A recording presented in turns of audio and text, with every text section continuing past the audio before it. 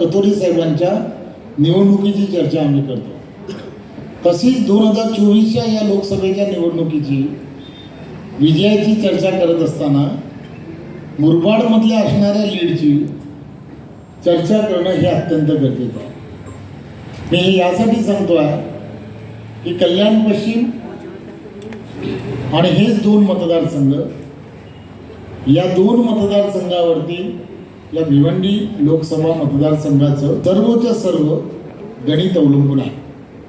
त्यामुळे मला खात्री आहे की तुम्ही सर्वजण कतोरे साहेबांच्या नेतृत्वामध्ये अतिशय चांगल्या पद्धतीने या नियोजनामध्ये आणि या नियोजनाबरोबर त्याच्या कृतीमध्ये सुद्धा एकत्रपणे कामाला लागाल.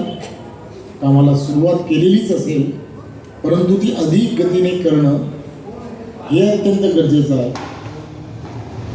आमच्याकडे भारतीय जनता पार्टीच्या केंद्रीय यंत्रणेमधून 100 व्हॉलेंटियर्स ह्या संपूर्ण लोकसभा मतदारसंघामध्ये रोज रिव्ह्यू घेण्याचं काम करतात, की जे केंद्रीय नेतृत्वाकडे जात असतं.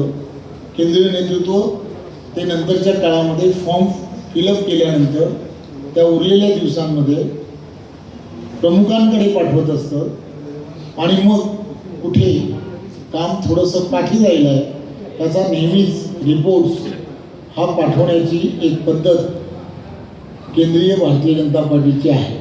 विषयामध्ये कुठे ना कुठेतरी सूचना देण्याचं काम सुद्धा कतोरे साहेब यांच्या माध्यमातून आपल्यापर्यंत यानंतरच्या काळात फॉर्म फिलअप केल्यानंतर किती तारखेला 3 तारखेला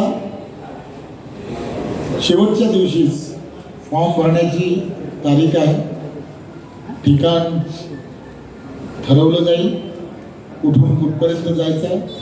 परंतु फॉर्म भरत असताना सुद्धा एवढ्या मोठ्या संख्येने आपण सर्वांनी तिथे उपस्थित राहणं गरजेचं आहे की कधी कधी ज्यावेळेला फॉर्म्स आणि भरतानाची असणारी कार्यकर्त्यांची गर्दी हीच आपल्याला एक वातावरण निर्माण करण्यासाठी फार गरजेची असते. त्यामुळे तुम्ही सुद्धा 3 तारीख हे राखून ठेवणं आपल्या कार्यकर्त्यांना, पदाधिकाऱ्यांना, सर्वांना 3 तारखेला शेवटचीच आहे. त्यामुळे सकाळीच फॉर्म भरावा लागेल, कारण 3 वाजेपर्यंतच फॉर्म भरायचा असतो. तर 3 तारखेला सर्वांनी फॉर्म भरताना सुद्धा आपण मोठ्या संख्येने उपस्थित राहणं हे अपेक्षित आहे. मला खात्री आहे की आपल्यासारखे की ज्यांना अनुभव आहे असे सर्वच्या सर्व कार्यकर्ते या ठिकाणी निवडणुकीचा आणि राजकारणाचा दोघांचा अनुभव असणारे, अनुभव संपन्न असे सर्व कार्यकर्ते हे माझ्यासमोर दिसत आहेत.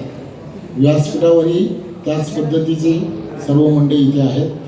या सर्वांना खरं तर माझ्या आज व्यस्त कार्यक्रमामुळे आज कोणत्याही परिस्थितीत खरं तर हे आमंत्रण जे आहे हे कतोरे साहेब किती दिवसापासून देतात इथे येण्याचा,